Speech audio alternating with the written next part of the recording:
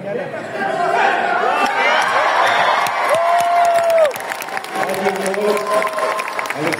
Захаров впереди.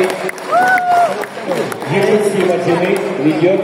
Alexander Zakharov is ahead with 1-0. Ведет и стремительно несется к золотой медали турнира.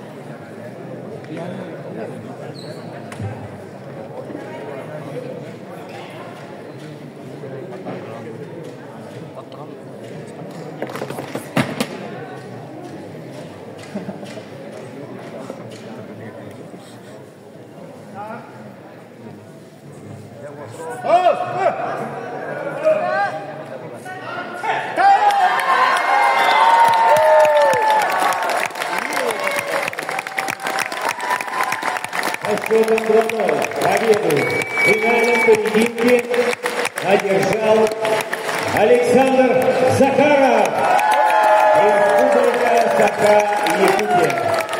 Alexander Zakharov from the Sakha Republic Yakutia is the winner of this bout with this score 2-0. Дорогие друзья, сейчас